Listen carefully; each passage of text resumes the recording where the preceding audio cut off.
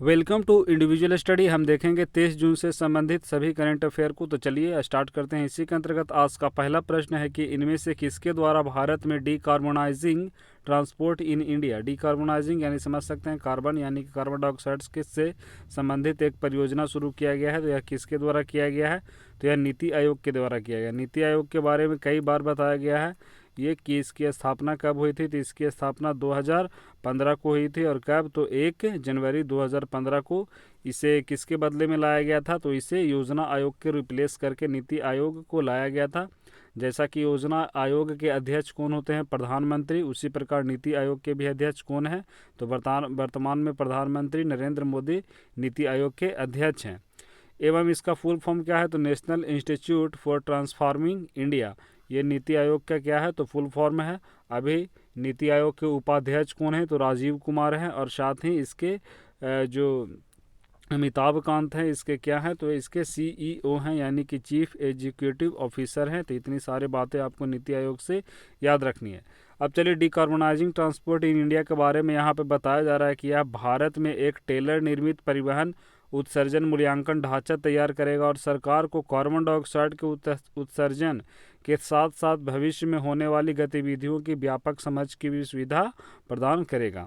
अगला प्रश्न देखिए, यहाँ पे बताया जा रहा है कि हाल ही में राजेंद्र गोयल का निधन हो गया। यह किस खेल से जुड़े हुए थे? तो ये क्रिकेट से जुड़े हुए थे। ये बॉलर थे। ये देख सकते हैं, ये बाएं हाथ के स्पिनर रह चुके थे। कौन? तो राजेंद्र गोयल। नेक्स्ट प्रश्न है कि नवरक्षक क्या है जिसे हाल ही में समाचारों में अभी काफ़ी ज़्यादा सुर्खियों में था कि भारत इसका और अधिक से अधिक इसका क्या करेगा? तो इसको मंगवाएगा। तो ये नवरक्षक है। ये क्या है? तो ये पीपीई किट है, यानी कि पर्सनल प्रोटेक्टिव इक्विपमेंट है, जो कोविड-19 के वायरस से लड़ने हेतु काफ़ी ज़्यादा मदद करेगा। तो इसका आंसर क्या हो जाएगा? सी। नेक्स्ट प्रश्न है कि कौन सा भारतीय स्टॉक एक्सचेंज 1.7 ट्रिलियन डॉलर के बाजार पूंजीकरण के साथ दुनिया का 10वां सबसे बड़ा एक्सचेंज बन गया? तो दुनिया का 10वां बताया जा रहा है। तो ये देखिए भारत का कौन सा है? तो ये देखिए सभी भारत के जितने भी स्टॉक एक्सचेंज है उसमें दिया गया है। हमारे जो दो महत्वपूर्ण स्टॉक एक्सचेंज है समझ सकते हैं, बॉम्बे स्टॉक एक्सचेंज जो सबसे पुरानी है और फिर नेशनल स्टॉक एक्सचेंज। तो इसमें से अभी का जो आंसर है 1.7 ट्रिलियन डॉलर बाजार पूंजीकरण के साथ दुनिया का 10वां जो बना है वह है बॉम्बे स्टॉक एक्सचेंज। चलिए यह खबरों में है बॉम्बे स्टॉक एक्सचेंज। तो देख सकते हैं, चलिए इसके बारे में जानते हैं कि इसकी स्थापना कब हुई थी बॉम्बे स्टॉक एक्सचेंज की। तो देखिए यहाँ पे बताया जा रहा है कि मुंबई स्टॉक एक्सचेंज भारत और एशिया का सबसे पुराना स्टॉक एक्सचेंज है। समझ सकते हैं, यह भारत के अलावा हम कह सकते हैं पूरे एशिया का सबसे पुराना स्टॉक एक्सचेंज है। इसकी स्थापना कब हुई थी? तो 1875 में। नेक्स्ट प्रश्न है कि विश्व हाइड्रोग्राफी दिवस, वर्ल्ड हाइड्रोग्राफी डे कब मनाया गया? यानी कि जो जल सर्वेक्षण है उससे संबंधित एक महत्वपूर्ण दिवस बनाया गया। तो वह 21 जून को मनाया गया। 21 जून को और कई तिथियां बताई गया। म्यूजिक डे भी मनाया गया था। कब? वर्ल्ड म्यूजिक डे तो 21 जून को ही। साथ ही योगा डे 21 जून को ही। और ये तीसरा भी आपको ऐड कर लेना है, वर्ल्ड हाइड्रोग्राफी डे। यानी कि क्या है हाइड्रोग्राफी? तो देख सकते हैं यहाँ पे बताया गया है कि हाइड्रोग्राफी पृथ्वी पर पानी और जल भंडार का नाप जोख तथा विवरण देता है। हाइड्रोग्राफी के माध्यम से ही हम नदी, झील, तालाब, समुद्र के आकार, गहराई, पानी की मात्रा और पानी के लेवल को नियंत्रित करने के लिए हम ऐसा उस पर क्या करते हैं? तो नापजोख करते हैं, उसको पता करते हैं। इसका उद्देश्य क्या होता है? तो इसका उद्देश्य नेविगेशन यानी जहाज और नाव के संचालन की सुविधा को, डेटा को उपलब्ध कराना है। तो काफ़ी महत्वपूर्ण है हाइड्रोग्राफी। इस बार 2020 का जो हाइड्रोग्राफी का थीम है वो आपको याद रखना। इस बार इसकी थीम क्या है? तो हाइड्रोग्राफी इनेबलिंग ऑटोनोमस टेक्नोलॉजी। तो ये इस बार की इसकी थीम है। अब चलिए हम अगला प्रश्न देखिए, 21 जून को एक और तिथि मनाया जाता है, संक्रांति के जश्न का अंतर्राष्ट्रीय दिवस। यानी कि देख सकते हैं यह 21 जून को ही मनाया जाता है। नेक्स्ट प्रश्न है कि प्रवासी मजदूरों के लिए जॉब प्लेटफॉर्म पैनल का गठन किसने किया है? तो ये भी अभी नीति आयोग के द्वारा किया गया है। अभी ही बताया गया इसके बारे में डिटेल। नेक्स्ट प्रश्न है कि अमेरिकी सीनेट ने एनएसएफ प्रमुख के रूप में किसे नियुक्त किया है? तो अभी सेथु रमन पंचनाथन को नियुक्त किया है। अब क्या है देखिए इसके बारे में यहाँ पे बताया जा रहा है कि अमेरिकी राष्ट्रपति डोनाल्ड ट्रंप ने प्रतिष्ठित नेशनल साइंस फाउंडेशन, ये देखिए यहाँ पे बताया गया था एनएसएफ यानी कि नेशनल साइंस फाउंडेशन, तो जो भारतीय अमेरिकी कंप्यूटर वैज्ञानिक हैं सेथुरमन पंचानाथन, उन्हीं को यह नियुक्त किया है। तो इनके बारे में यह जानना है।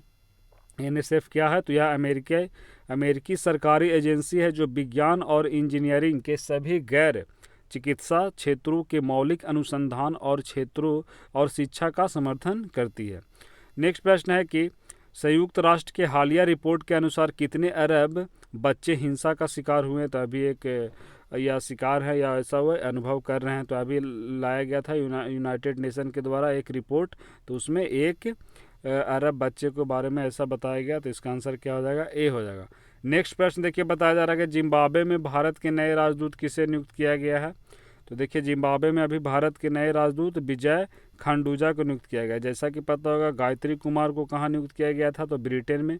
सुशील कुमार सिंघल को कहाँ नियुक्त किया गया था? तो पापुआ न्यू गिनी में। मोनिका मेहता को कहाँ नियुक्त किया गया था? तो स्विट्जरलैंड में। तो ये सारे, और अभी चौथा इसमें कौन है? विजय खांडूजा। तो इन्हें कहाँ नियुक्त किया गया है? तो इन्हें आप देख सकते हैं जिम्बाब्वे में। अब चलिए हम जिम्बाब्वे की राजधानी देख लेते हैं, इससे रिलेटेड थोड़ा मैप को देख लेते हैं। जैसा कि देख सकते हैं यही है, अफ्रीकी महादेश का एक देश है जिम्बाब्वे। यह क्रिकेट भी होते रहता था पहले अक्सर, तो आप वहाँ से भी रिलेट करके याद कर सकते हैं। जिम्बाब्वे की राजधानी कहाँ है? हरारे है। इसकी सीमा देखिए कहाँ कहाँ से लग रही है। इधर देखिए मोजाम्बिक से, यानी कि ईस्ट में इसकी सीमा। तो मोजाम्बिक की राजधानी कहाँ है? तो ये मापुतु। तो इसकी राजधानी भी याद रखना है। यहाँ देख लीजिए बोत्सवानो की राजधानी कहाँ है? तो गोबोरोनी। तो ये भी आपको याद रखना है, बोत्सवाना की राजधानी। फिर इसकी जो सीमा है देख सकते हैं नॉर्थ में, यानी उत्तर में कहाँ से लग रहा है? तो जाम्बिया से। तो जाम्बिया की राजधानी कहाँ? लुसाका। तो इतनी सारी राजधानियाँ भी आपको याद रखना है। अब चलिए हम अगले प्रश्न की ओर बढ़ते हैं। तो यहाँ पर बताया जा रहा है कि योग के अभ्यास को बढ़ावा देने के लिए आयुष मंत्रालय ने किस अभिनेत्री को शामिल किया है? तो अभी योग दिवस मनाया गया 21 जून को। तो अभी किसे शामिल किया गया है, किसके लिए? तो यहाँ पे देख सकते हैं योग के अभ्यास को बढ़ावा देने के लिए। तो अभी ऐसा अनुष्का शर्मा को किया गया। अनुष्का शर्मा को तो आप जान रहे होंगे, देखिए यही हैं अनुष्का शर्मा। तो यहाँ पे देख सकते हैं जो आयुष मंत्रालय है उन्होंने ट्वीट करके एक वीडियो डाला, और उस वीडियो में अनुष्का शर्मा यहाँ पे योग के बारे में बता रही थी। देख सकते हैं जो मिनिस्ट्री ऑफ आयुष है उसने क्या लिखा था ट्वीट में? Let's all practice yoga for better and काम टुमारो। यहाँ पे देख सकते हैं यही आयुष मंत्रालय। अब देखिए आयुष खबर में है, तो थोड़ा हम चलिए आयुष के बारे में जान लेते हैं। यहाँ पे जो आयुष मंत्रालय है यह कब आया था अस्तित्व में? तो जैसा कि आपको पता होगा यह 2014 में अस्तित्व में आया था, और आयुष मंत्रालय को 2014 को आयुष विभाग को विस्तृत कर बनाया गया था। इसका एक काफ़ी महत्वपूर्ण एक योजना है, वो भी आपको जानना है। वो क्या है? आयुष आपके द्वार। तो ये आपको जानना है कि जो आयुष आपके द्वार, तो आयुष आपके द्वार एक योजना है, यह किसकी है? तो यह आयुष मंत्रालय की एक योजना है। और इसके अंतर्गत क्या है? तो इसके अंतर्गत यह प्रावधान किया गया है कि आयुर्वेदिक तथा यूनानी अस्पताल के 5 किलोमीटर के दायरे में आने वाले गाँवों को निःशुल्क चिकित्सा केंद्र लगाए जाएंगे, और वहाँ पे सारे को जो चिकित्सा है फ्री में मुहैया कराया जाएगा। तो ऐसा इसकी व्यवस्था है। और यह जो आयुष आपके द्वार है कब लाया गया था? तो यह 2018 में आयुष मंत्रालय के द्वारा लाया गया था। तो इतनी बातें आपको यहाँ से याद रखनी है। अब चलिए हम अगले प्रश्न की ओर बढ़े। तो यहाँ पे देखिए बताया जा रहा है कि हाल ही में केनिया ने किस देश को हराकर यूनाइटेड नेशन सिक्योरिटी काउंसिल में अफ्रीकी सीट जीती है? तो अभी केनिया ने किसे हराया है? तो केनिया ने अभी जिबूती को हराया है। जिबूती के चलिए थोड़ा मैप में देख लेते हैं। ये सारे अफ्रीकी देश हैं। तो ये देखिए ये रहा जिबूती। जिबूती की देखिए यहाँ पे भले ही इसको लिखा जाता है डी से, लेकिन प्रोनाउंस कैसे किया जाता है? जे से, यानी कि जिबूती। तो जो जिबूती है इसका कैपिटल कहाँ है? तो इसका भी कैपिटल जिबूती ही है। तो ये भी आपको जानना है। जिबूती का देख सकते हैं यहाँ पे एक सीमा किससे लग रही है? इरिट्रिया से। तो इरिट्रिया की राजधानी कहाँ है? तो इरिट्रिया की राजधानी अस्मारा है। नेक्स्ट इसकी होगी एरिट्रिया की राजधानी अस्मारा। नेक्स्ट है कि इथियोपिया। तो इथियोपिया की राजधानी आपको पता होगा, इथियोपिया की राजधानी कहाँ है? तो अदीस अबाबा इथियोपिया की राजधानी है। तो इसके आंसर क्या हो जाएगा? इसका क्या हो जाएगा? अदीस अबाबा इथियोपिया के देख लिए।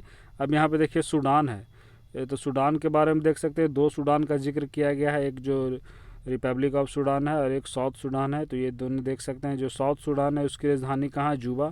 तो ये आपको जानना है कि जो साउथ सूडान है उसकी राजधानी कहाँ है? जूबा। और जो एक और सूडान जो सिंपली दिया हुआ है, इसकी राजधानी कहाँ है, तो इससे ही टूटकर बना है साउथ सूडान। कब, तो 2000, इसको एक बार देख लीजिएगा, शायद 2011-12 में यह बना है। इसको एक बार देख लीजिएगा, मैं कंफर्म नहीं हूँ। लेकिन जो सूडान है इसकी राजधानी कहाँ है, तो इसकी राजधानी खार्तूम है। और साउथ सूडान की राजधानी कहाँ है, तो जुबा है। यहाँ पे देख सकते हैं इथियोपिया, तो इथियोपिया के बारे में बता दिया गया, आदिस अबाबा। सोमालिया के देख सकते हैं मोगादिशु। इतने सारे देख सकते हैं। जिबूती की सीमा देखिए कहाँ से लग रहा है, ये कौन सा, तो ये रेड सी है। और ये कौन सा है, गल्फ ऑफ अदन। तो ये दोनों से इसकी सीमा लग रही है। तो मैप पे आपको पकड़ होनी चाहिए। चलिए अगला प्रश्न है कि कोविड-19 के स्क्रीनिंग के लिए अल्ट्रासाउंड को किसने विकसित किया है, तो अभी आईआईटी, किस आईआईटी के द्वारा एक अल्ट्रासाउंड विकसित किया गया है, किससे, तो कोविड-19 से रिलेटेड, तो यह आईआईटी पलक्कड़ के द्वारा किया गया है। अब आपको बताना है कि यह जो आईआईटी पलक्कड़ है किस राज्य में स्थित है, आप ये कमेंट में बताइए। अब चलिए कल के प्रश्नों का तेजी से रिवीजन कर लेते हैं। करना क्या है, तो आपको पहले वीडियो को रोक के खुद से आंसर करने का प्रयास करना। यहाँ पे पहला प्रश्न है कि किस राज्य सरकार ने शहीदों के परिवारों को 50 लाख रुपए देने की घोषणा की है, तो ऐसा भी किसके द्वारा कहा गया था, उत्तर प्रदेश के द्वारा। सॉरी, किस राज्य के द्वारा, तो उत्तर प्रदेश के। तो इसका आंसर हो जाएगा सी। नेक्स्ट यहाँ पे देख सकते हैं कि हाल ही में कुबाटबेक बोरुनोव किस देश के नए प्रधानमंत्री बने हैं, तो ये अभी कहाँ के बने थे, किर्गिस्तान के। नेक्स्ट है कि हाल ही में कौन सा JSW सीमेंट के ब्रांड एम्बेसडर बने हैं, तो इनमें से कौन बने हैं, तो सुनील छेत्री जो हमारे फुटबॉल के खिलाड़ी रहे हैं, और सौरव गांगुली क्रिकेट के। ये दोनों को अभी बनाया गया। तो इसका आंसर क्या हो जाएगा, ए और बी, यानी कि डी हो जाएगा इसका आंसर। नेक्स्ट है कि 20 जून 2020 को विश्व शरणार्थी दिवस यानी कि वर्ल्ड रिफ्यूजी डे मनाया गया। इस बार की इसकी थीम क्या है, तो इस बार की इसकी थीम जैसा कि आपको पता होगा क्या है, एवरी एक्शन काउंट्स। तो इसका आंसर हो जाएगा सी। नेक्स्ट है कि हाल ही में किस राज्य ने अपने कृषि उत्पाद विभाग का नाम बदलकर कृषि उत्पादन एवं किसान कल्याण विभाग कर लिया है, तो ऐसा किसके द्वारा किया गया है, जम्मू कश्मीर के द्वारा। तो इसका आंसर हो जाएगा सी। इसका आंसर हो जाएगा ए। अब देखिए अगर कुछ प्रश्न जो होता है वो गलत बता दिया जाता है, वो थोड़ा जल्दी जल्दी फ्लो में, तो उसको जो कमेंट में सुधार दिया जाता है। तो आप अवश्य एक बार कमेंट देख लिया करें, अगर कोई प्रश्न गलत रहता है तो वहाँ लिख दिया जाता है। अब चलिए अगला प्रश्न यहाँ पर क्या, अंतर्राष्ट्रीय योग, इसका क्या हो जाएगा, तो यह इसको सी नहीं होगा, ये गलत हो गया था, कल ही बताया गया था। तो इसका क्या हो जाएगा, जम्मू कश्मीर है, इसका ए आंसर है। नेक्स्ट प्रश्न है कि अंतर्राष्ट्रीय योग दिवस यानी कि इंटरनेशनल डे ऑफ योगा कब मनाया गया, तो अभी आपको पता होगा यह 21 जून को मनाया गया। इस बार की थीम इसकी क्या थी, yoga for health, yoga at home. 19वां महान जून विद्रोह दिवस किस राज्य में मनाया गया, तो यह किस राज्य में मनाया गया, तो यह अभी मणिपुर में मनाया गया। तो इसका आंसर क्या हो जाएगा, बी हो जाएगा। नेक्स्ट प्रश्न है कि हाल ही में भारतीय रेलवे के किस क्षेत्र में ATM मशीन स्थापित की गई है, तो ऐसा भी मध्य रेलवे जोन में किया गया है। इसका आपको कल सारा डिटेल बताया गया था, इन सभी जोन का मुख्यालय कहाँ है। नेक्स्ट प्रश्न है था कि हाल ही में जारी फोर्ब्स रियल टाइम बिलियनियर सूची में मुकेश अंबानी का रैंक क्या है, तो उनका रैंक क्या था, तो उनका रैंक 9वां था। नेक्स्ट है कि हाल ही में कहाँ के स्वास्थ्य मंत्री कोरोना पॉजिटिव पाए गए हैं, तो ये दिल्ली के, जो दिल्ली राज्य है वहाँ के कौन है, तो सत्येंद्र जैन, वे अभी कोरोना पॉजिटिव पाए गए हैं। हाल ही में किसे राष्ट्रीय लोक वित्त एवं नीति संस्थान का अध्यक्ष नियुक्त किया गया है, तो अभी ऐसा किसे नियुक्त किया गया है, तो देख सकते हैं ये अभी उर्जित पटेल को नियुक्त किया गया। हाल ही में RD पोर्टल सत्यभामा लॉन्च किया। सत्यभामा किसके द्वारा लॉन्च किया गया था, तो यह प्रहलाद जोशी के द्वारा किया गया था। कौन है प्रहलाद जोशी, तो हमारे केंद्रीय कोयला, खान और संसदीय मामलों के मंत्री हैं। नेक्स्ट है कि विश्व संगीत दिवस, तो पता है आपका 21 जून को मनाया गया। इसकी थीम है म्यूजिक एट द इंटरसेक्शंस। हाल ही में कौन सी कंपनी $150 बिलियन वाली देश की पहली कंपनी बन गई, तो ऐसा अभी कौन सी कंपनी बनी है, रिलायंस इंडस्ट्री लिमिटेड बनी है। स्वीडिश मैपिंग प्रौद्योगिकी कंपनी मैपिलरी का अधिग्रहण किस प्रौद्योगिकी कंपनी ने किया है, तो जो मैपिलरी है उसका भी फेसबुक ने क्या कर लिया है, तो उसका अधिग्रहण कर लिया है। कल की 2 पुस्तक थे, लीजेंड ऑफ सुहेलदेव, तो ये किनके द्वारा लिखा गया था, अमीश त्रिपाठी के द्वारा, the king who saved India. Suheldev के बारे में आप जाकर पढ़िएगा, काफ़ी बड़े राजा हुए हैं। नेक्स्ट है कि क्लारा एंड द सन, यह किसके द्वारा, तो काजुए इशुगुरु के द्वारा लिखा गया था। 2017 में इन्हें साहित्य का नोबेल पुरस्कार भी मिला था। चलिए वीडियो को यहीं पे समाप्त करते हैं। अच्छा लगा होगा तो आप लाइक भी कर सकते हैं।